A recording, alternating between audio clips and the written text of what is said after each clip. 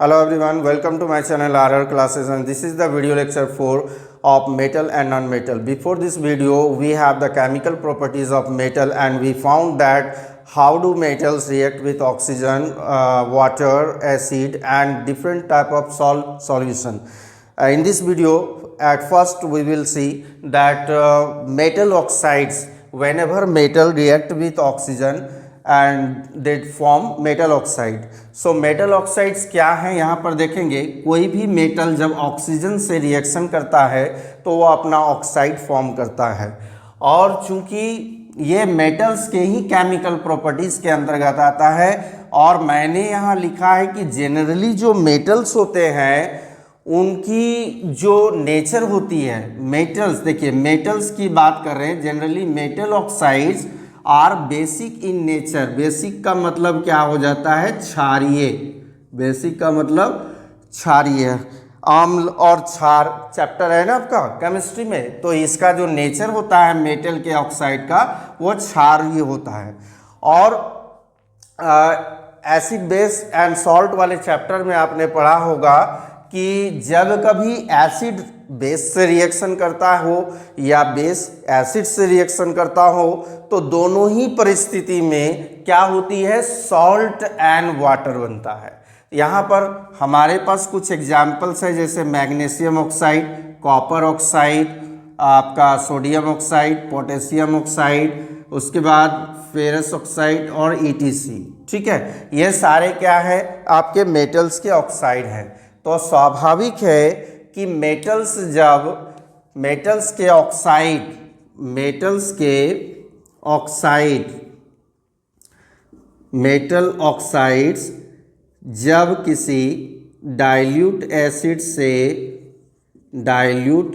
से रिएक्शन करता है तो क्या बनेगा. अब देखिए ये क्या है, ये है बेस. मेटल का ऑक्साइड बेसिक इन नेचर होता है तो बेस है, और साथ में यहाँ पर क्या है, एसिड. तो एसिड और बेस के बीच का जो रिएक्शन होता है उसमें हमारा क्या बनता है, सॉल्ट एंड वाटर. तो यहाँ पर हम लोग क्या करेंगे, सॉल्ट प्लस वाटर, ये फॉर्म होगा सॉल्ट प्लस वाटर. ठीक है, और इस तरह के इन दोनों के बीच में जो रिएक्शन होती है वो रिएक्शन होती है न्यूट्रलाइजेशन रिएक्शन. क्या होती है, न्यूट्रलाइजेशन रिएक्शन. ठीक है, अब यहाँ पर एक एग्जाम्पल अगर हम लोग देखेंगे, एग्जाम्पल जैसे किसी भी मेटल ऑक्साइड को हमने ले लिया, जैसे MgO. ये क्या है, मेटल ऑक्साइड है. ठीक है, अगर हम लोग इसको HCl के साथ, जो कि डाइल्यूट फॉर्म में है, डाइल्यूट HCl के साथ, ये हो गया आपका ऑक्साइड, मेटल का ऑक्साइड, और ये हो गया एसिड. ठीक है, एसिड मतलब ये हो गया बेस और ये हो गया एसिड. तो इसका क्या बनेगा, सॉल्ट बनेगा. सबसे पहले ये मैग्नीशियम जो कि अधिक रिएक्टिव है किससे, हाइड्रोजन से, तो इसको यहाँ से क्या करेगा, यहाँ से डिस्प्लेस करेगा और क्या बनाएगा, तो MgCl2. ये क्या है, ये है आपका मैग्नीशियम क्लोराइड.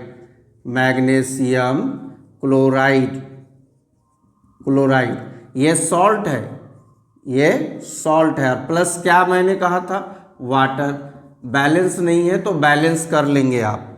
ठीक है, बैलेंस नहीं है तो बैलेंस कर लेंगे. जैसे यहाँ पर देखिए क्लोरीन 2 है और यहाँ क्लोरीन 1 है, तो यहाँ पर क्या करना होगा, बैलेंस करना होगा. यहाँ हम लोग 2 बैठाएंगे तो हाइड्रोजन 2 हो गए, हाइड्रोजन 2 ऑक्सीजन 1. ठीक है, मतलब मैं कहना चाहता हूँ कि जब भी कोई मेटल का ऑक्साइड जो कि बेसिक नेचर होता है और वो किसी एसिड से रिएक्शन करता है तो क्या बनाता है, वो सॉल्ट एंड वाटर बनाता है, सॉल्ट एंड वाटर. ठीक है, अब एक एग्जाम्पल और हम लोग देख लेते हैं. कॉपर ऑक्साइड की बात करेंगे या सोडियम ऑक्साइड की बात करेंगे तो Na2O, ये सोडियम ऑक्साइड है, और साथ में रिएक्शन किससे कर रहा है, तो एसिड के साथ Na2O. ठीक है, ये रिएक्शन करेगा HCl के साथ, HCl के साथ। चूँकि सोडियम अधिक रिएक्टिव है इसके कंपैरिजन में, हाइड्रोजन के कंपैरिजन में, तो ये इसको क्या करेगा, डिस्प्लेस कर देगा, ये इसको डिस्प्लेस कर देगा और क्या बनाएगा, ये इन दोनों के बीच में जो रिएक्शन हो रही है वो क्या है, न्यूट्रलाइजेशन रिएक्शन, और साथ में क्या हो रही है, तो डिस्प्लेसमेंट रिएक्शन। और डिस्प्लेसमेंट रिएक्शन पता है आपका नेचर कैसा होता है, एक्सोथर्मिक, जिसमें हीट जनरेट होता है, बहुत ज़्यादा भी नहीं कर सकते हैं, बहुत कम, मतलब कहने का अर्थ है कि हीट जनरेट होगा। तो ये हो गया हमारा बेसिक नेचर में, और ये तो एसिड है, एसिड है, और बेस और एसिड के बीच में रिएक्शन होगा तो सॉल्ट बनेगा। जब NaH को यहाँ से डिस्प्लेस करेगा तो NaCl का निर्माण करेगा, जो कि एक सॉल्ट है, और साथ में वाटर H2O, ठीक है, H2O ये आपका। लेकिन ये तो मैंने बना दिया, इस रिएक्शन में काफ़ी डेंजरस साबित हो सकता है ये रिएक्शन, चूँकि मैंने कहा था कि सोडियम और पोटेशियम को आप एसिड से रिएक्शन करता है, लेकिन हम लोग करवाते नहीं हैं। कारण क्या है, ये हाईली एक्सोथर्मिक होता है, ये जो है हाईली एक्सोथर्मिक होता है, क्योंकि ऐसे भी हम लोग जानते हैं डिस्प्लेसमेंट जो रिएक्शन होता है, डिस्प्लेसमेंट रिएक्शन में क्या होता है, हीट जनरेट होता है। तो यहाँ पर हमारा सॉल्ट बन गया, ये सॉल्ट है सोडियम क्लोराइड, और ये वाटर बन रहा है, ठीक है। एक एग्जाम्पल और हम लोग देखें किसी का भी, कॉपर ऑक्साइड का देखते हैं। तो कॉपर क्या हाइड्रोजन को डिस्प्लेस करेगा, कॉपर क्या हाइड्रोजन को डिस्प्लेस करेगा, वहाँ पर कॉपर डिस्प्लेस नहीं करेगा, क्योंकि कॉपर हाइड्रोजन के कंपैरिजन में कम रिएक्टिव है, ठीक है, कम रिएक्टिव है। तो यहाँ पर हम लोग ये तो समझ गए कि कोई भी मेटल का ऑक्साइड जो होता है, मेटल का ऑक्साइड, वो रिएक्शन करता है किसी एसिड के साथ, तो वो सॉल्ट एंड वाटर बनाता है। क्लियर हो गई। अब कुछ मेटल ऑक्साइड की बात करेंगे, जैसे अगर हम लोग बात करते हैं एल्युमिनियम ऑक्साइड और जिंक ऑक्साइड की, तो वो होता है एम्फोटेरिक। यहाँ पर मैं लिख रहा हूँ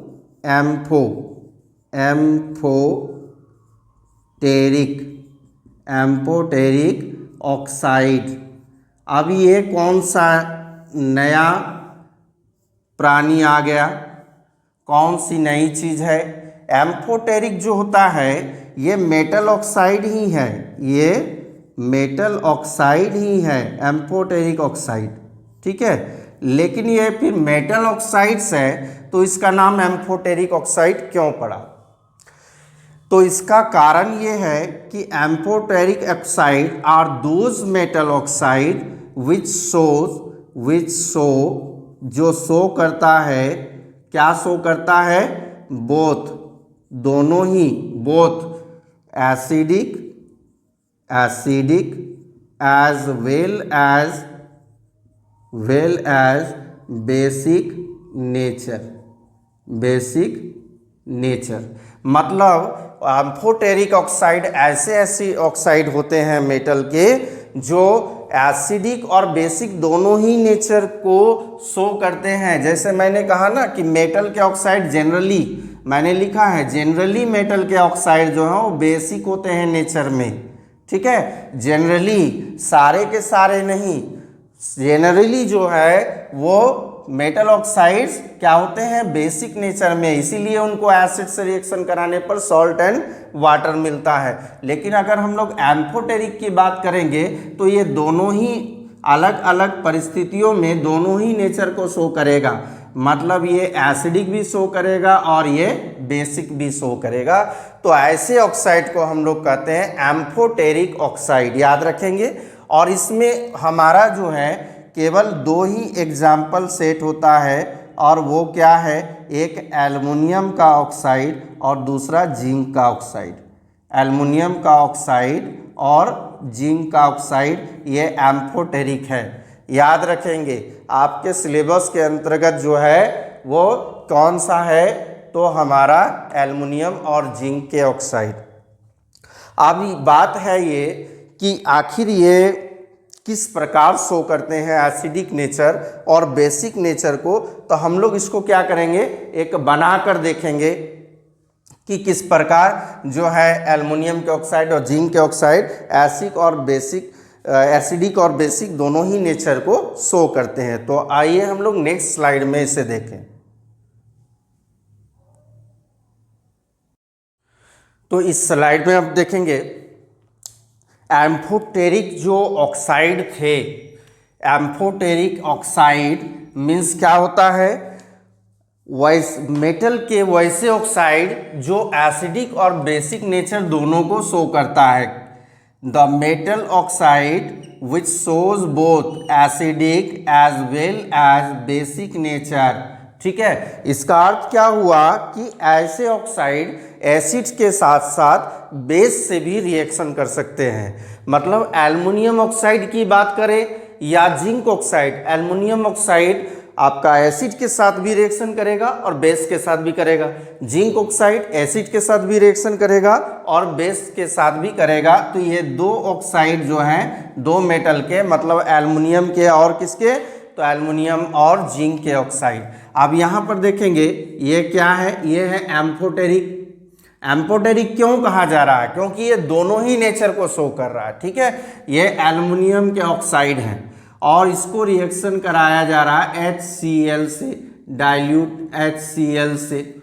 जब ये रिएक्शन करेगा, ये तो एसिड है, ये क्या है, एसिड है, तो ये फिर बेस की तरह काम करेगा, ये बेस की तरह काम करेगा। याद रखेंगे जब एसिड को सामने रख दिया जाए तो ये Al2O3 एल्युमिनियम का ऑक्साइड बेस बन जाता है, और जब यहाँ बेस रख दिया जाए तो ये एसिड, माने जैसी जैसी परिस्थिति वैसा ही अपना रूप बदल देता है, जैसा देश वैसा बेस। तो अगर देश मिल गया एसिड वाला तो बेस बनेगा और बेस वाला तो एसिड बनेगा।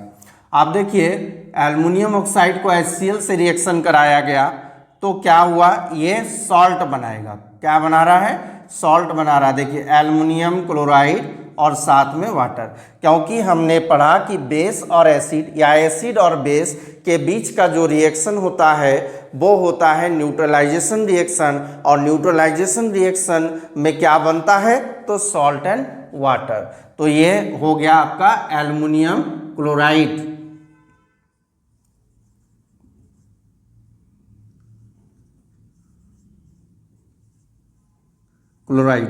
और साथ में क्या बन गया, वाटर बन गया, सॉल्ट एंड। अब सेकेंड में देखते हैं, अब इसको जो है किसके साथ रखा गया है, तो इसे रखा गया है स्ट्रॉन्ग बेस। ये क्या है, एक बेस है, NaOH सोडियम हाइड्रोक्साइड एक बेस है। जब इसके समक्ष बेस रखा गया तो ये स्वाभाविक है कि एसिडिक नेचर दिखाएगा। ठीक है, जब एसिड को रखा गया तो बेसिक नेचर को दिखाया, जब बेस को रखा गया तो एसिडिक नेचर को। फिर से वही रिएक्शन, एसिड और बेस के बीच के रिएक्शन को न्यूट्रलाइजेशन रिएक्शन, तो क्या बना रहा है, सोडियम एल्यूमिनेट। क्या बनाया, सोडियम एल्यूमिनेट, जो कि एक सॉल्ट है, एक सॉल्ट है, और साथ में वाटर। बैलेंस करके देखेंगे आप लोग पहले। फिर देखिए ये जिंक ऑक्साइड की, मैंने कहा था एल्युमिनियम ऑक्साइड और जिंक ऑक्साइड दो ही एम्फोटेरिक ऑक्साइड है। तो जिंक ऑक्साइड के सामने जब एसिड को रखा गया, ये एसिड है, तो ये क्या बन जाएगा, ये बेस बन जाएगा। फिर से वही रिएक्शन है कि एसिड और बेस के बीच के रिएक्शन को न्यूट्रलाइजेशन रिएक्शन कहते हैं, जिसमें कि सॉल्ट एंड वाटर बनता है। ये आपका जिंक क्लोराइड जो कि एक सॉल्ट है, सॉल्ट बना और साथ में वाटर। ठीक है, साथ में वाटर। फिर से यहाँ देखिए जिंक ऑक्साइड को NaH स्ट्रॉन्ग बेस है, ये क्या है, बेस है। तो जब ये बेस के सामने आता है जिंक ऑक्साइड तो ये किस नेचर को दिखाएगा, एसिड वाले नेचर को दिखाएगा। मतलब अगर एसिड रखा जाए तो बेस वाला नेचर दिखाएगा, बेस रखा जाए तो एसिड वाला नेचर दिखाएगा। फिर से न्यूट्रलाइजेशन रिएक्शन में क्या बन रहा है, तो सोडियम जिंकेट, क्या बना है, सोडियम जिंकेट एक सॉल्ट है और साथ में वाटर। ठीक है, इन रिएक्शंस को हम लोग क्या कहते हैं, न्यूट्रलाइजेशन रिएक्शन। क्या बोलेंगे, न्यूट्रलाइजेशन रिएक्शन। ठीक है, तो ये हमारा कंप्लीट हुआ एम्फोटेरिक ऑक्साइड वाला। बैलेंस कर लेंगे आप लोग, बैलेंस करने में तो परेशानी नहीं है, चैप्टर 1 में ही बैलेंस करने के लिए बताया गया। यहाँ पर देखिए एल्युमिनियम के 2, एल्युमिनियम के 1 है, क्लोरीन के यहाँ 2 रखते हैं, एल्युमिनियम के 2 हो गए, क्लोरीन के हो गए 3। अगर 3 है यहाँ, 3 दूना 6, मतलब यहाँ पर हम लोग कितना बैठा देंगे, 6।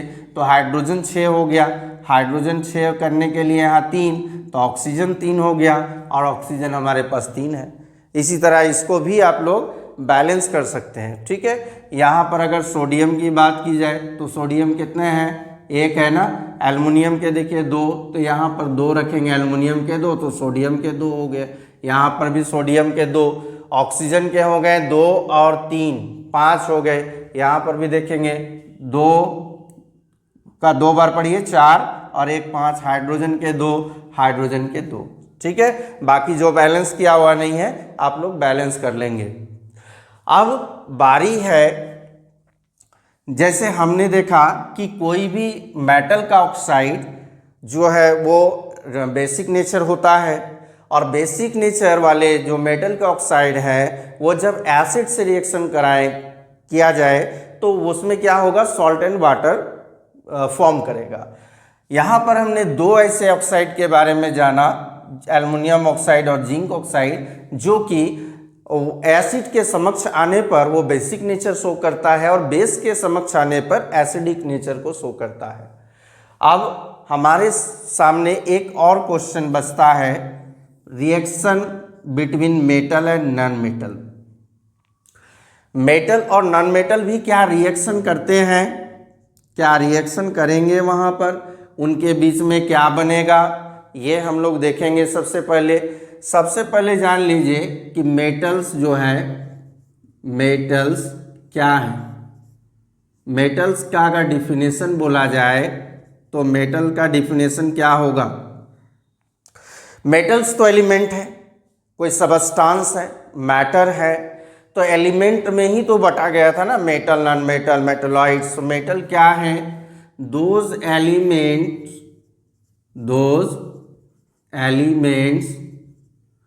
which have tendency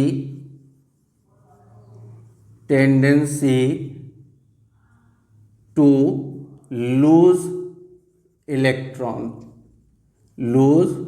इलेक्ट्रॉन, माने वैसे एलिमेंट जिसमें टेंडेंसी पाया जाता है कि वो इलेक्ट्रॉन लूज करेगा, ये दानवीर है। ठीक है, ये दान करता है, इलेक्ट्रॉन लूज करता है, टू फॉर्म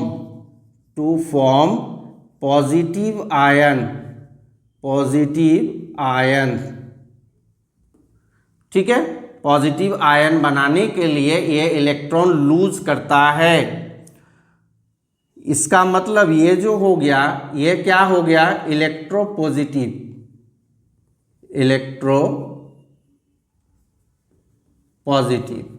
ठीक है, इलेक्ट्रॉन ये लूज करता है। अब इलेक्ट्रोपॉजिटिव क्यों है, यहाँ पर देखेंगे। जैसे अगर हम लोग सोडियम की बात करते हैं तो सोडियम का एटॉमिक नंबर 11 होता है, सोडियम का एटॉमिक नंबर 11 होता है और इसका इलेक्ट्रॉनिक कॉन्फ़िगरेशन 281 होता है। आप देखिए, बात है कि मेटल हो या नॉन मेटल हो, मैंने जब इस चैप्टर को आरंभ किया था तो दिखाया था कि मैटर जो होते हैं उनको क्लासीफाई किया गया था। मैटर को क्लासीफाई किया गया था प्योर एंड अनप्योर में, और प्योर मैटर के तहत आए the elements and compounds, unpure के तहत आए थे मिक्सर। फिर प्योर के तहत जो एलिमेंट और कंपाउंड आए थे हमने एलिमेंट्स को फर्दर क्लासीफाई किया था, तो वहाँ आए थे metals, non metals, metalloids, inert gas यानी नोबल गैस। अब नोबल गैस की खासियत क्या होती है, अगर आप पीरियोडिक टेबल में देखेंगे, पीरियोडिक टेबल में वर्ग 18 में देखते हैं आप, तो वहाँ देखेंगे नोबल गैसेस हैं। नोबल गैसेस वैसे एलिमेंट्स होते हैं जिनका आउटर मोस्ट सेल भरा हुआ होता है, पूरा भरा हुआ था आउटर मोस्ट सेल। ठीक है, ये मतलब इस सेल में, जैसे ये फर्स्ट सेल है तो इसमें 2 की कैपेसिटी है, 2 ही इलेक्ट्रॉन रहेगा, 3 नहीं रहेगा। सेकेंड सेल में 8 की कैपेसिटी है तो 8 पूरा भरा हुआ है। थर्ड में 8 भरने की क्षमता है, लेकिन इसमें क्या है, इसमें 1 ही है, तो इसका जो है 7 इलेक्ट्रॉन इसमें घट रहा है, 7 इलेक्ट्रॉन घट रहा है। या तो ये 7 ले लेगा तब अपना ऑक्टेट पूरा कर लेगा, या 1 दे देगा तो ये अपना ऑक्टेट पूरा करेगा। चूंकि सोडियम है, ये एक मेटल है, मेटल की टेंडेंसी क्या होती है, इलेक्ट्रॉन लूज करने का, गेन नहीं। तो अगर मान लीजिए किसी भी मेटल में आउटर मोस्ट सेल में 1 इलेक्ट्रॉन हो, 2 इलेक्ट्रॉन हो, 3 इलेक्ट्रॉन हो, अगर आउटर मोस्ट सेल में 1, 2 या 3 इलेक्ट्रॉन हो तो समझिएगा मेटल है। किसी भी एलिमेंट का इलेक्ट्रॉनिक कॉन्फ़िगरेशन करने पर अगर आउटर मोस्ट सेल में 1, 2 या 3 इलेक्ट्रॉन होगा तो मतलब वो लूज करेगा, वो मेटल होगा। क्लियर हो गई? तो हर एक मेटल या नॉन मेटल चाहता है कि मैं अपने ऑक्टेट को पूरा कर लूं और स्टेबल हो जाऊं। नोबल गैसेस जो होते हैं, जैसे आर्गन की बात करेंगे हम लोग, क्रिप्टन की बात करेंगे, तो ये सारी गैसें क्या है, ये नोबल गैसेस हैं, ये स्टेबल है क्योंकि इनके ऑक्टेट पूरा होते हैं या डुप्लेट पूरा होते हैं। इन्हें किसी दूसरे मेटल या नॉन मेटल से रिएक्शन करके इलेक्ट्रॉन एक्सचेंज नहीं करना होता है, माने इलेक्ट्रॉन देना और लेना नहीं होता है। जब हमको किसी से लेना और देना नहीं है तो मैं स्टेबल हूँ, मुझे दुनिया से मतलब नहीं है, क्योंकि मेरा ऑक्टेट या डुप्लेट पूरा है, तो मैं दूसरे के साथ क्यों रिएक्शन करूंगा, क्यों संपर्क रखूंगा। तो हर एक मेटल की जैसे बच्चे हैं, आप बच्चे क्या चाहते हैं कि आज हमारा हॉलीडे हो जाए, होमवर्क नहीं बनाना पड़े, स्कूल नहीं जाना पड़े, कोचिंग नहीं जाना पड़े, चाहते हैं ना कि स्टेबल हो जाए, घर पर रहें। हर एक मजदूर जो है अगर उसकी ज़रूरत नहीं होती तो वो भी चाहता है स्टेबल। आफ्टर 60 या 65 ईयर व्यक्ति को रिटायरमेंट दी जाती है कि आप स्टेबल हो जाए, आपको काम करने की ज़रूरत नहीं है। तो हर एक मेटल नॉन मेटल की यही ख्वाहिश होती है, मतलब आदर्श बोलें। जैसे मान लीजिए कोई बच्चा अगर क्रिकेट खेलता है तो उसका आदर्श महेंद्र सिंह धोनी है, सचिन तेंदुलकर है, वो चाहेगा ना कि मैं उसके जैसा बन जाऊं, ठीक है, तो उसके जैसा। तो ये मेटल नॉन मेटल भी चाहते हैं कि मैं भी जो है नोबल गैस की तरह बन जाऊं। तो नोबल गैस तभी ना बनेंगे जब आपका आउटर मोस्ट सेल फुल होगा। तो ये क्या करते हैं, सोडियम क्या करेगा, 1 इलेक्ट्रॉन अपना निकालने की फिराक में रहेगा कि 1 इलेक्ट्रॉन दे देंगे तो तीसरा वाला सेल जो है वो खत्म हो जाएगा, मेरे पास 2 सेल और दोनों के दोनों भरे रहेंगे। ठीक है, तो ये इलेक्ट्रॉन क्या करेगा, लूज करेगा, इलेक्ट्रॉन लूज करेगा। ठीक है, समझ में आए। मैग्नीशियम की बात करेंगे, Mg, तो मैग्नीशियम का कितना होता है, 12, इलेक्ट्रॉनिक कॉन्फ़िगरेशन 2, 8, 2। अब देखिए इसका डुप्लेट पूरा है और ऑक्टेट पूरा है, थर्ड वाले सेल में 2 इलेक्ट्रॉन। मैंने कहा था कि अगर किसी के आउटर मोस्ट में 1 इलेक्ट्रॉन हो, 2 हो या 3 हो तो वो मेटल होता है, वो क्या करेगा, लूज करेगा। तो ये इलेक्ट्रॉन लूज कर देगा, मैग्नीशियम 2 इलेक्ट्रॉन लूज कर देगा।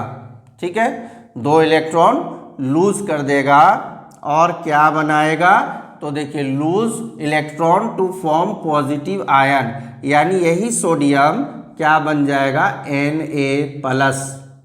Na+, और यही मैग्नीशियम क्या बन जाएगा, Mg2+। अब आप लोगों को ये समझ में आ रही है कि ये पॉजिटिव का साइन क्यों हुआ।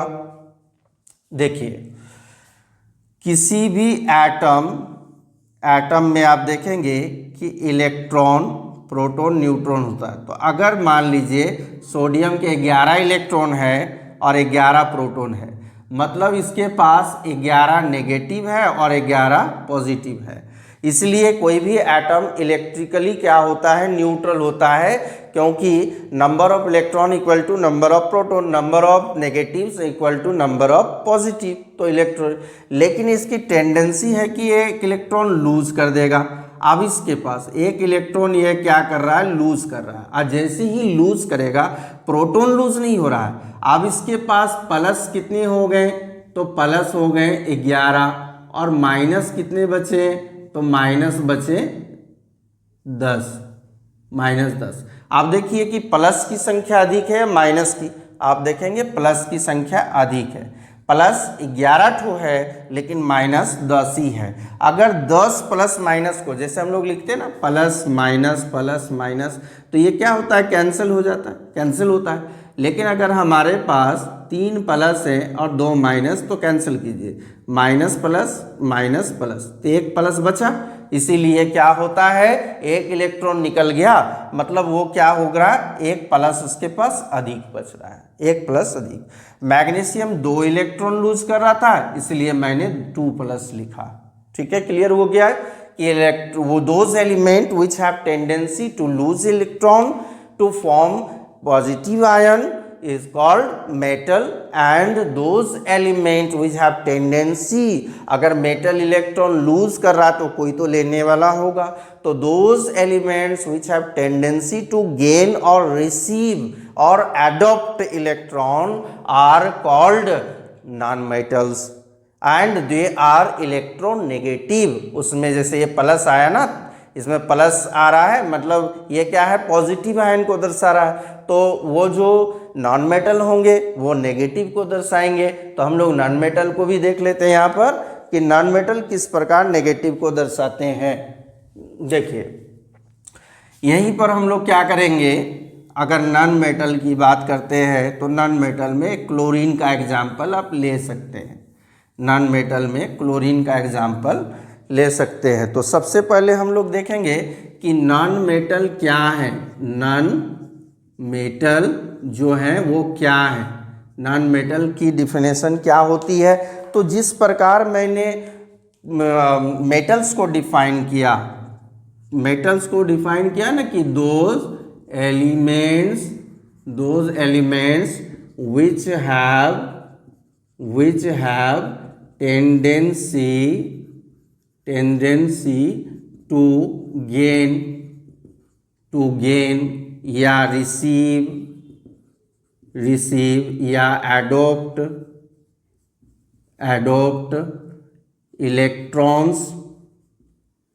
electrons to form negative ions। Negative ion माने क्या होता है, अनायन, और पॉजिटिव माने कटायन। ठीक है, नेगेटिव वाले को अनायन, पॉजिटिव वाले को कटायन, और ये फॉर्म करता है क्या, electronegative. Non metals are electronegative elements. जैसे अगर हम लोग कैल्शियम क्लोरीन की बात करते हैं, क्लोरीन, तो इसका एटॉमिक नंबर होता है 17। अगर इसकी इलेक्ट्रॉनिक कॉन्फ़िगरेशन देखा जाए तो 287। ठीक है, अब यहाँ पर याद रखेंगे आप कि अगर किसी एलिमेंट के आउटर मोस्ट सेल में 7 इलेक्ट्रॉन, 6 इलेक्ट्रॉन, 5 इलेक्ट्रॉन, 4 का मैं नहीं दिखा रहा हूँ, 4 वाला जैसे कार्बन है तो शेयरिंग भी कर लेता है, तो 7, 6, 5 हो, तो इसमें टेंडेंसी होगी कि इलेक्ट्रॉन को क्या करेगा, लेगा, गेन करेगा और अपना ऑक्टेट या डुप्लेट को पूरा करेगा। तो ये इससे क्या है, 2, देखिए पहला वाला सेल पूरा है, 2 डुप्लेट पूरा है, दूसरे में ऑक्टेट पूरा है, तीसरा ऑक्टेट पूरा करने के लिए 1 इलेक्ट्रॉन घट रहा है। तो ये 1 इलेक्ट्रॉन क्या करेगा, ये 1 इलेक्ट्रॉन गेन करेगा, 1 इलेक्ट्रॉन गेन करेगा, लेगा। अब बात वही है, फिर से इसके पास जो है इलेक्ट्रॉन आपके 17 थे, प्रोटॉन भी 17 थे, यानी 17 माइनस और 17 प्लस। अब यदि ये एक इलेक्ट्रॉन लेता है, चूंकि इलेक्ट्रॉन जो है नेगेटिव है, तो एक इलेक्ट्रॉन अगर रिसीव करता है, ये क्या करेगा, रिसीव करेगा, गेन करेगा, तो इसके पास अब हो जाएगा 18 इलेक्ट्रॉन, अब हो जाएगा 18 माइनस, और लेकिन प्लस कितना रहेगा, प्रोटॉन तो उतना ही रहेगा 17 प्लस। अब 18 ठो माइनस है और 17 ठो प्लस है, अगर उनको काट दिया जाए तो एक क्या बचेगा, माइनस बचेगा। मान लीजिए माइनस हमारे पास 3 है और प्लस 2 है, तो प्लस माइनस कट गया, प्लस माइनस कैंसिल हो गया, क्या बचा, माइनस बचा। तो वही चीज होता है, ये क्या हो जाएगा, फिर ये हो जाएगा क्लोरीन नेगेटिव आयन। क्लोरीन क्या होगा, नेगेटिव। एक इलेक्ट्रॉन वो क्या किया, रिसीव कर लिया, और वो नोबल गैस बनना चाहता है, इनर्ट गैस बनना चाहता है, अपने ऑक्टेट को पूरा करना चाहता है। तो those elements which have tendency to receive, gain और adopt the electron are called non metals. तो स्वाभाविक है कि मेटल जो है इलेक्ट्रॉन लूज करने वाला यानी इलेक्ट्रॉन देने वाला है, डोनेट करने वाला है, और नॉन मेटल जो है वो रिसीव करने वाला है, गेन करने वाला है। तो दोनों के बीच तो रिएक्शन होगा ही, और बहुत जोरदार रिएक्शन होगा। मेटल नॉन मेटल जब रिएक्शन करते हैं, जैसे सोडियम और क्लोरीन की रिएक्शन को अभी हम लोग देखेंगे, सोडियम और क्लोरीन जब रिएक्शन आपस में करेंगे तो वहाँ पर सोडियम क्लोराइड एक सॉल्ट बनेगा जो कि आयोनिक कंपाउंड होगा। अब ये आयोनिक कंपाउंड्स क्या होते हैं, आयोनिक कंपाउंड वैसे कंपाउंड होंगे जो डिफरेंट आयन से मिलकर बनते हैं। अभी हमारे पास था ना कि जितने भी मेटल्स हैं वो पॉजिटिव आयन बना रहे, और जितने नॉन मेटल हैं वो नेगेटिव आयन। तो पॉजिटिव नेगेटिव को क्या करता है, अट्रैक्ट करता है। था ना मैग्नेट वाला चैप्टर में, मैग्नेट के बारे में पढ़ा था कि डिफरेंट पोल क्या करेगा, अट्रैक्शन, और सेम पोल क्या करेगा, रिपल्सन। तो यहाँ डिफरेंट पोल्स माने एक पॉजिटिव एक नेगेटिव, अट्रैक्शन होगी तो उनके बीच एक क्या होगी, मजबूत पकड़ होगी, मजबूत पकड़ वाली बॉन्ड बनेगी जिसको आयोनिक बॉन्ड कहेंगे। चलिए हम लोग नेक्स्ट स्लाइड में आयोनिक बॉन्ड किस प्रकार बनता है, आयोनिक कंपाउंड किस प्रकार बनता है वो देखें, और साथ में आयोनिक कंपाउंड्स के कुछ प्रॉपर्टीज को भी देखते हैं। तो come to the next slide. Ionic compound जो होता है ये आपका इलेक्ट्रॉन एक्सचेंज करने के बाद ही होता है। क्या ऐसे होगा, इलेक्ट्रॉन एक्सचेंज, एक्सचेंज माने अदला बदली करके, है ना, लेन देन करके, ठीक है। तो जैसे हमने एक यहाँ पर मेटल लिया, यहाँ पर क्या है, ये मेटल है, और दूसरी ओर नॉन मेटल, यहाँ पर नॉन मेटल, नॉन मेटल लिया। तो मेटल में क्या टेंडेंसी होती है, क्या बताया मैंने, और नॉन मेटल में क्या टेंडेंसी होती है, ये इलेक्ट्रॉन लूज करता है, ठीक है, और ये इलेक्ट्रॉन गेन करता है। अब फर्दर जब इलेक्ट्रॉन ये लूज करता है तो मतलब ये पॉजिटिव आयन बनाएगा, पॉजिटिव आयन, जिसको हम लोग कहते हैं कटायन। और ये जब फर्दर इलेक्ट्रॉन गेन करेगा तो ये नेगेटिव आयन बनाएगा, नेगेटिव आयन। और ये जो है कहलाता है अनायन, अनायन। अब इन दोनों की मेल होती है, क्योंकि पॉजिटिव वाला आयन जो है ये नेगेटिव आयन को एक दूसरे को क्या करेंगे, ये इधर खींचेगा और ये इधर खींचेगा, अट्रैक्शन होगा, माने इनके बीच में force of attraction, force of attraction होगा, ठीक है। ये दोनों आपस में मिल जाएंगे, ये दोनों ही आपस में क्या होंगे, मिलेंगे, और एक आयन बनेगा, एक आयंस बनेगा। और ये जो है आयंस मिल के क्या फॉर्म कर रहा है, तो आयोनिक कंपाउंड, आयोनिक कंपाउंड, ठीक है। ये चार्ट को याद रखेंगे, मेटल लूज करता है, नॉन मेटल गेन करता है, ये पॉजिटिव आयन बनाता है, ये नेगेटिव आयन बनाता है, पॉजिटिव वाले को कटायन, नेगेटिव वाले को अनायन, दोनों के बीच में फोर्स ऑफ अट्रैक्शन, क्योंकि यहाँ पर डिफरेंट पोल्स है, डिफरेंट चार्जेस हैं, पॉजिटिव नेगेटिव को अट्रैक्ट करता है, तो ये आयन अट्रैक्ट करके एक दूसरे से क्या बनाएंगे, आयोनिक कंपाउंड। ठीक है, एक समझेंगे यहाँ पर। जैसे अगर हम लोग सोडियम की बात करेंगे तो सोडियम क्या है, सोडियम की वैलेंसी होती है 1, एटॉमिक नंबर 11, एटॉमिक नंबर 11 होती है 281, और इसको रिएक्शन कराया जाता है क्लोरीन के साथ जिसकी होती है इलेक्ट्रॉन नंबर 17, एटॉमिक नंबर 17, और इसको तोड़ते हैं 287। तो ये क्या करता है, इसको एक दे देता है ऑक्टेट पूरा करने के लिए, तो इसकी भी ऑक्टेट पूरा हो जाती है। मतलब ये क्या होता है, सोडियम जो है दोनों के बीच में जब रिएक्शन, मतलब ये पॉजिटिव वाला बन गया और ये क्या बन जाएगा, ये नेगेटिव वाला बन जाएगा। तो दोनों के बीच में जब अट्रैक्शन होगा तो क्या होगा, एक कंपाउंड फॉर्म होगा, ये Na+Cl-, ये एक सॉल्ट बन जाएगा। क्या बना, सॉल्ट बन गया। ठीक है, सोडियम क्लोराइड। डॉट स्ट्रक्चर या इलेक्ट्रॉनिक स्ट्रक्चर देखेंगे, डॉट स्ट्रक्चर देखेंगे इसका। जैसे Na और Cl, इन दोनों के बीच में क्या हो रही है, रिएक्शन हो रही है, NaCl। आप देखिए जब भी डॉट स्ट्रक्चर हम लोग दिखाते हैं तो ये चीज़ याद रखेंगे कि डॉट में वैसे इलेक्ट्रॉन को दिखाएंगे जो बाहर आउटर मोस्ट सेल में है। जैसे सोडियम के आउटर मोस्ट सेल में कितने इलेक्ट्रॉन है, तो एक है, एक दिखाएंगे। और क्लोरीन के कितने हैं आउटर मोस्ट सेल में, 7 है, तो 7 दिखाएंगे। जैसे ये हो गया 1 2 3 4 5 6 हो गया, और एक यहाँ देते हैं हम लोग। आप देखिए मैंने कहा कि सोडियम जो है एक मेटल है, इलेक्ट्रॉन लूज करेगा, तो ये एक इलेक्ट्रॉन इसको दे देगा, दे दिया यहाँ पर, इलेक्ट्रॉन जा रहा है इधर, ट्रांसफ़र हुआ, तो इसका ऑक्टेट पूरा हो गया। मतलब यहाँ पर हमारा 2 और 8, यही एक दे दिया ना, तो 2 और 8 ही बचा। ये जो है अपने आप को स्टेबल कर लिया। क्लोरीन भी जो है अपने आप को स्टेबल कर लिया, इसके पास हो गए 288, 287 था पहले, एक इलेक्ट्रॉन गेन किया, तो 288 हो गया।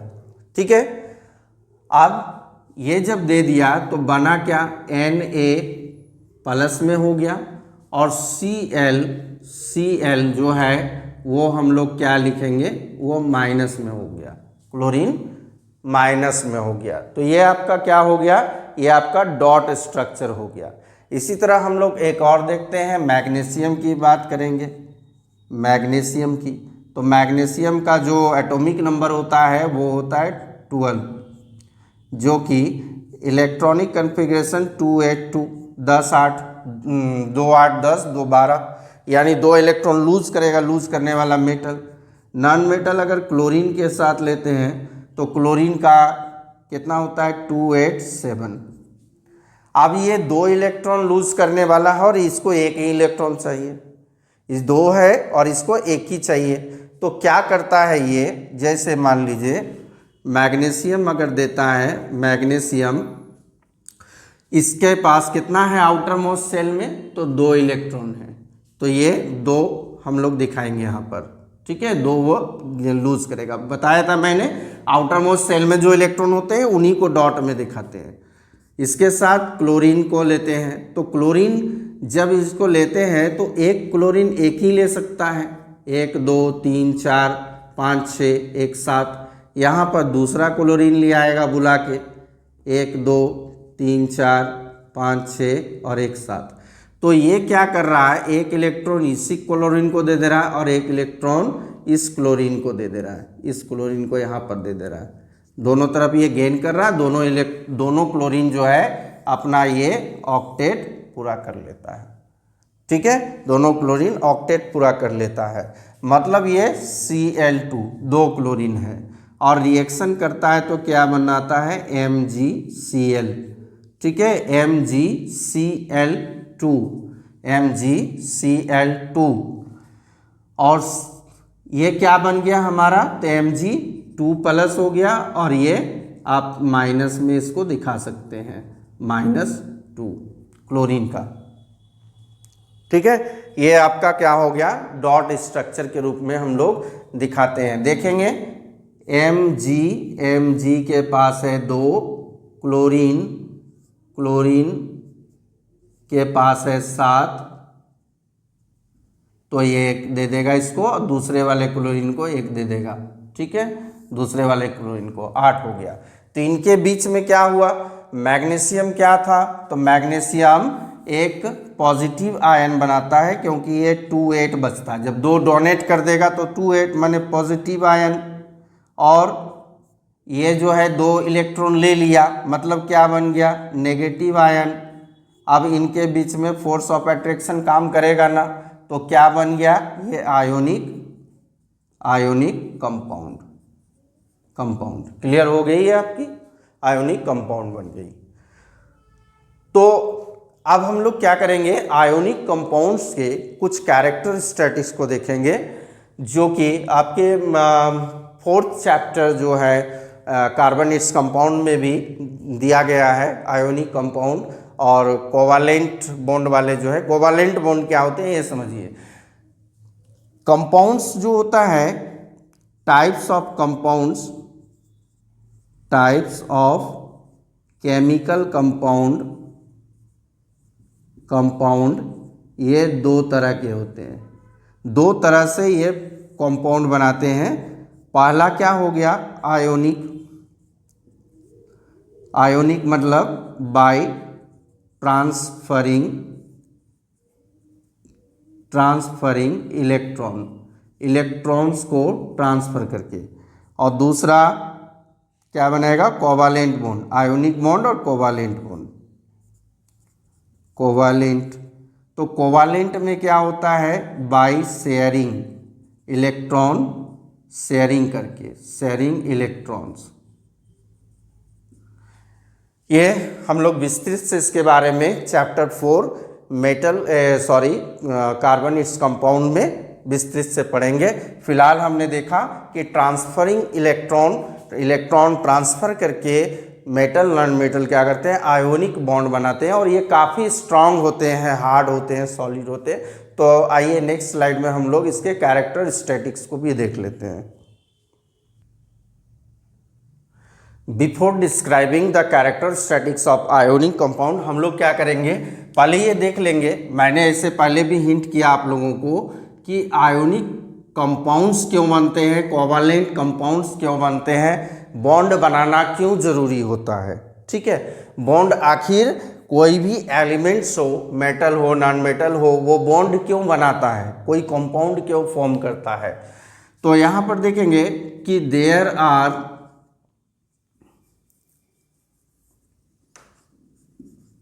आर सम एलिमेंट्स, कुछ एलिमेंट्स है, there are some elements in group 18 in periodic table आप लोगों के पास होगा, देख सकते हैं पीरियोडिक टेबल, जिसमें कि मेटल नॉन मेटल मेटलॉइड्स को क्या किया गया है, कैटेगरी में बांटा गया है।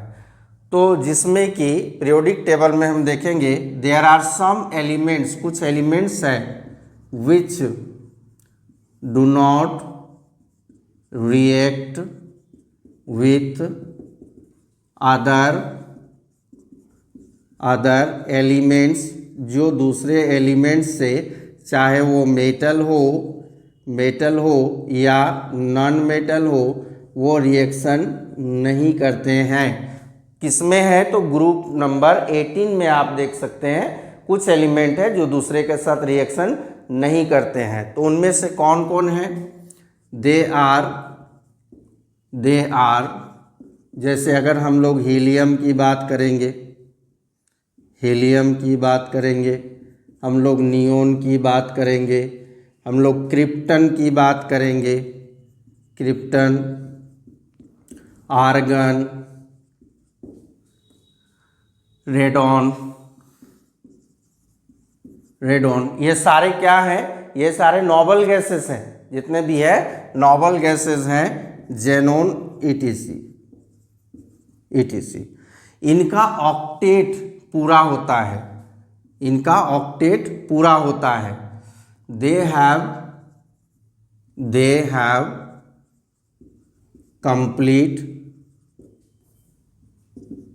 completed the outermost shell, outermost shell जो है उनका कंप्लीट होता है। तो उन्हें जब आउटरमोस्ट सेल कंप्लीट होगा तो वो रिएक्शन क्यों करेंगे? रिएक्शन इसलिए करता है क्योंकि उसे या तो इलेक्ट्रॉन चाहिए होगा या इलेक्ट्रॉन देना होगा, लूज करना होगा या गेन करना होगा। तो स्वाभाविक है कि ये लोग स्टेबल होते हैं, दे आर स्टेबल। स्टेबल का मतलब है कि नॉन रिएक्टिव होते हैं। आर, इनको हम लोग कहते हैं, क्या कहेंगे? नोबल गैसेस और इनर्ट गैसेस, ठीक है। तो इसलिए क्या करता है, ईच एलिमेंट, यहाँ पर मेटल नॉन मेटल दोनों होगा, मेटल नॉन मेटल दोनों की बात हो रही है। ईच एलिमेंट्स क्या करेगा? तो वो forms ion to be, ion क्यों बनाता है? To be stable like noble gases. समझ में आ गया आपको? यह हो गया रीजन कि क्यों आखिर आयोनिक कंपाउंड बनाता है। अब हम लोग कैरेक्टरिस्टिक्स की बात कर रहे थे। कैरेक्टरिस्टिक्स क्या है? किसका कैरेक्टरिस्टिक्स? Of ionic compounds. तो इसमें कुछ कैरेक्टरिस्टिक्स है, जैसे कि अगर हम बोले कि आयोनिक कंपाउंड जब फॉर्म करता है तो उनके बीच का जो फोर्स ऑफ अट्रैक्शन होता है काफ़ी मजबूत होता है। मजबूत होने के कारण जो एटम्स हैं वो क्लोजली पैक्ड हो जाते हैं, तो स्वाभाविक है कि वो सॉलिड होंगे। तो ये जो होते हैं ये सॉलिड होते हैं, हार्ड होते हैं, सॉलिड होते हैं और हार्ड होते हैं। बिकॉज क्यों? तो रीजन लिख दीजिएगा, because due to strong electrostatic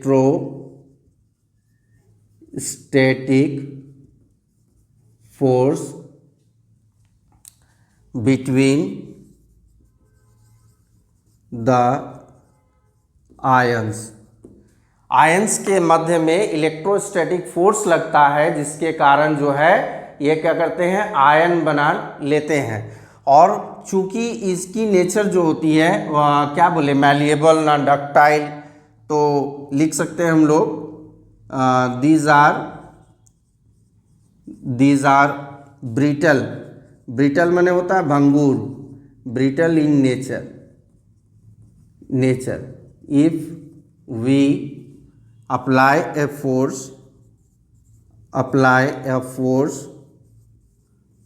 of pressure, compressor या pressure, then breaks into pieces, ये टुकड़ों में टूट जाता है। चलिए, पहला प्रॉपर्टी तो उसका क्लियर समझ में आ गया। अब इसका जो है आयोनिक कंपाउंड का, ionic compounds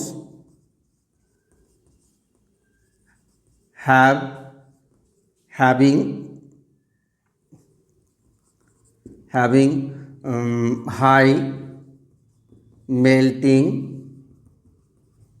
and boiling points इनकी जो है वो हाई होती है। रीज़न आप लोगों को पता है, रीज़न क्या है कि to break the strong force था ना, break the strong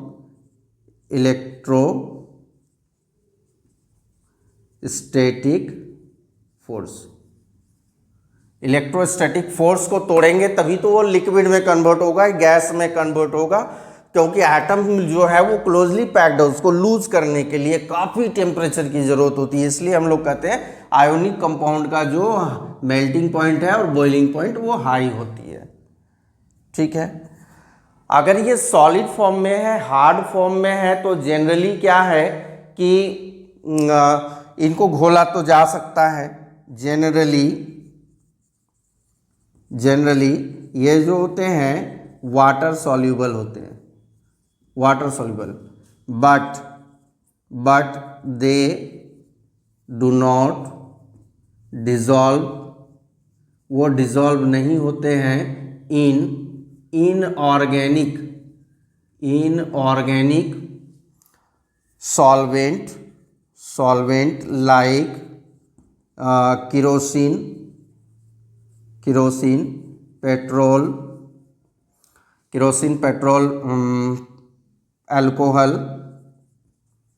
alcohol ETC। ये जो है वाटर में घुल जाते हैं, इजीली पानी में घुल जाते हैं, लेकिन आपका केरोसिन, पेट्रोल, डीजल, अल्कोहल इस सब में इनसॉल्युबल होते हैं, नहीं घुलते हैं। 4th नंबर, अब क्या एक कंडक्टिविटी की बात हम लोग कर लें कि सॉलिड स्टेट में क्या कंडक्ट करेगा, क्योंकि जब सॉलिड स्टेट में होती है तो सॉलिड स्टेट में क्या होता है कि आयंस फ्रीली जो है मूव नहीं कर सकता है, आयंस को मूव करना होगा, चार्ज को कैरी करेगा ना, तो चार्ज को कैरी करेगा तो मूव करना होगा उसको। तो यहाँ पर क्या हो रही है कि इन सॉलिड स्टेट में they do not conduct electricity because ions are not free to carry the charge, लेकिन यदि मोल्टेन स्टेट में हो तो कंडक्ट करेगा वो इलेक्ट्रिसिटी को। समझ में आ गई? अब हमारा क्या है, 4 पॉइंट काफ़ी है आयोनिक कंपाउंड्स के बारे में। इसके बाद हम लोग कार्बनिक कंपाउंड चैप्टर में भी इनके बारे में थोड़ा सा जिक्र करेंगे जब डिफरेंसेस बताना होगा। तो ये हमारा जो है आयंस कैसे फॉर्म होता है, आयोनिक कंपाउंड्स कैसे बनते हैं, उनके कैरेक्टरिस्टिक्स क्या होते हैं, ये आपके क्लियर हो गए। अब हमारा नेक्स्ट टॉपिक जो बच रहा है, नेक्स्ट टॉपिक है केमिकल प्रॉपर्टीज ऑफ किसके, तो मेटल्स के तो पढ़ लिए हमने, नॉन मेटल्स के केमिकल प्रॉपर्टीज देख लेते हैं।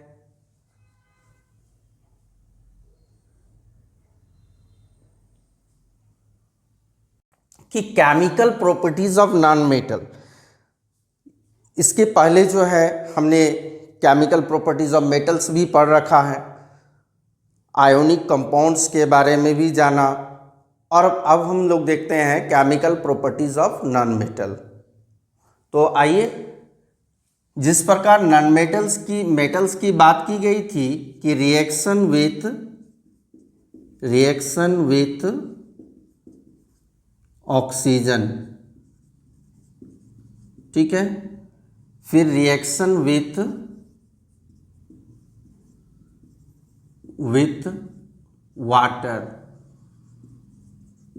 वाटर, फिर आपका आ गया रिएक्शन विथ एसिड, फिर रिएक्शन विथ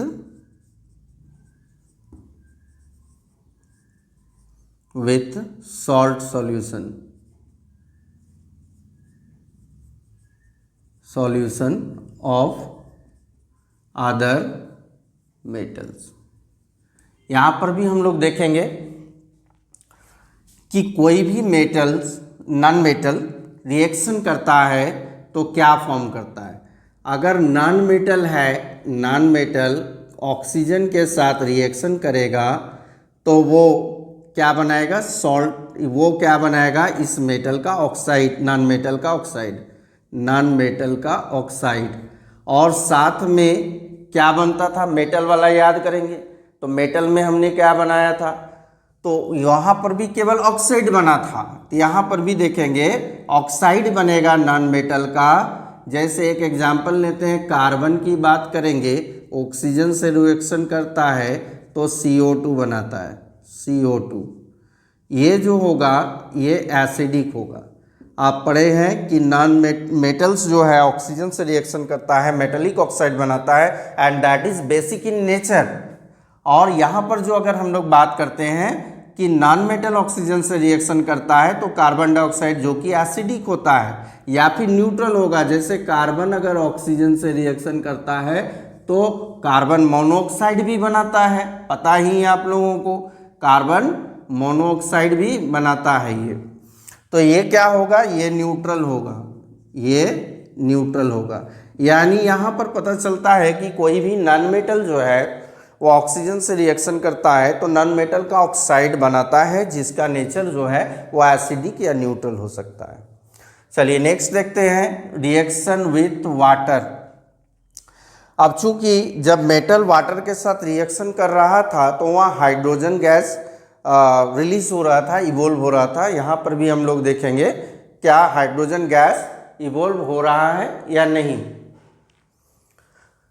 तो यहाँ सबसे पहले नोट लिख देंगे, नोट क्या लिख देंगे, non metals do not react with water. ये तो आप लोगों के लिए खुशी की बात हो गई, किसका तो पढ़ना ही नहीं होगा कि नॉन मेटल वाटर के साथ रिएक्शन ही नहीं करता है, पानी के साथ रिएक्शन ही नहीं करता है। लेकिन रीजन तो जानना होगा ना, क्यों नहीं करता है। Because non metal do not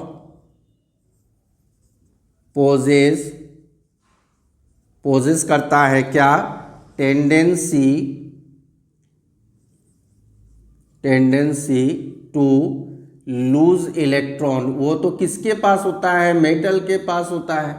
non metal तो पोजेस नहीं करता, वो तो अपने गरीब है, उसको तो इलेक्ट्रॉन चाहिए, वो इलेक्ट्रॉन कहाँ से देगा।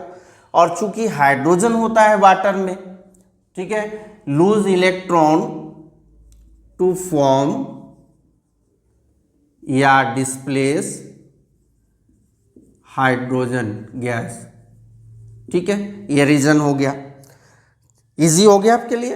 अगर रीजन पूछा जाए तो बोल सकते हैं कि नॉन मेटल जो होते हैं, जैसे कार्बन अगर है हमारा HCl के साथ H2O के साथ रिएक्शन करता है तो इसको जो है इसको हटाने के लिए क्या करना होगा। ये हाइड्रोजन तो इलेक्ट्रॉन मांग रहा है, ये क्या कर रहा है, गेन करेगा और इसको देना चाहिए। तो ये तो अपने गरीब है, इसके पास है ही नहीं, है ना, ये तो लेगा, ये लेने वाला है।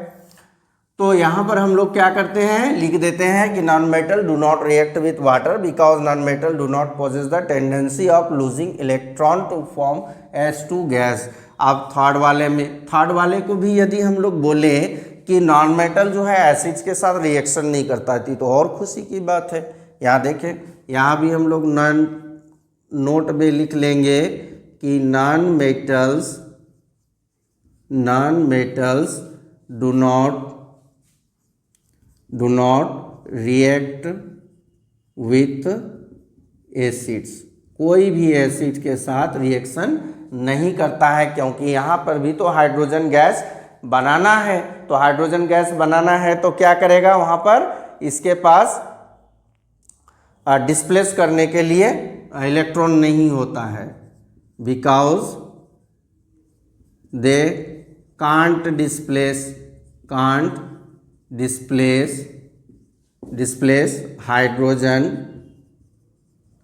Hydrogen from acid like HCl या H2SO4। इससे हाइड्रोजन को डिस्प्लेस कर नहीं सकता, तो रिएक्शन कैसे करेगा, ठीक है। अब हम लोग के पास बचता है, चलिए ये दो तो कैंसिल हो गया कि reaction with water do not react, reaction with acid do not react. लेकिन नॉन मेटल क्या करेगा, सॉल्ट बनाएगा कि नहीं, सॉल्ट सॉल्यूशन के साथ क्या बनेगा, तो यहाँ पर क्या करेगा नॉन मेटल, नोट करेंगे, नोट ए मोर जिस प्रकार हमने देखा मेटल में रिएक्टिविटी सीरीज कि मोर लेस्ट होता है ना, तो इसमें भी होगा a more reactive non metal replace a less reactive non metal from salt solution. क्या बोल रहा है कि एक मोर रिएक्टिव नॉन मेटल जो होगा वो लेस रिएक्टिव नॉन मेटल को सॉल्ट सॉल्यूशन से डिस्प्लेस कर देगा। ठीक है, जैसे एक एग्जांपल देखेंगे, एक एग्जांपल हम लोग देखेंगे तो समझ में आएगा। कोई भी एक इक्वेशन ले लेते हैं ना, जैसे सोडियम ब्रोमाइड NaBr, ये सोडियम ब्रोमाइड लिया। क्या है सोडियम, तो सोडियम क्या है, मेटल है। ब्रोमीन क्या है, नॉन मेटल है। जब इसमें से क्लोरीन गैस पास करेंगे हम लोग, क्लोरीन गैस पास करेंगे, ठीक है, सोडियम ब्रोमाइड का ये एक्वस सॉल्यूशन है, ये एक्वस सॉल्यूशन है। जब क्लोरीन गैस, क्लोरीन क्या है, नॉन मेटल है ना, ये नॉन मेटल है, और यहाँ पर ब्रोमीन जो है ये नॉन मेटल है, नॉन मेटल है, ये क्या है, ये मेटल है। तो नॉन मेटल को क्लोरीन जो है अधिक रिएक्टिव है, क्लोरीन इसको यहाँ से हटा देगा, ब्रोमीन को हटा देगा और क्या बना लेगा, तो सोडियम क्लोराइड। सोडियम क्लोराइड पहले था सोडियम ब्रोमाइड, अब हो गया सोडियम क्लोराइड। और जो ये ब्रोमीन है वो ब्रोमीन क्या होगा, अब आपका साइड लग जाएगा, Br2, ये साइड लग गया, मतलब ब्रोमीन अलग हो गया। इसको आप लोग बैलेंस कर सकते हैं, बैलेंस कर लेंगे। जैसे क्लोरीन 2 है तो सोडियम भी 2 हो गया, यहाँ क्लोरीन 2 था, सोडियम 2 है तो यहाँ 2 हो गया, ब्रोमीन भी 2 हो गया, तो ब्रोमीन उधर बन गया। तो ये हो गया अधिक रिएक्टिव नॉन मेटल, ब्रोमीन हो गया कम रिएक्टिव नॉन मेटल। अधिक वाला कम रिएक्टिव को डिस्प्लेस करता है और सोडियम के साथ खुद जुड़कर सोडियम क्लोराइड एक सॉल्ट सॉल्यूशन फॉर्म करता है सोडियम का, जो कि एक्वस है। क्लियर होगा। तो हम लोग के पास एक और ये दो हो गए केमिकल प्रॉपर्टीज में। ठीक है, तो हमारा chemical properties of non metal जो है वो भी समाप्त हुआ। अब हम लोगों के पास नेक्स्ट टॉपिक जो होंगे वो नेक्स्ट टॉपिक के तहत हम लोग पढ़ेंगे मेटलर्जी, जिसमें कि मेटल्स किस प्रकार हम लोग ऑब्टेन करते हैं, मेटल ऑब्टेन करने के सोर्स कौन कौन से हैं उनका अध्ययन करेंगे। तो वेट फॉर नेक्स्ट वीडियो।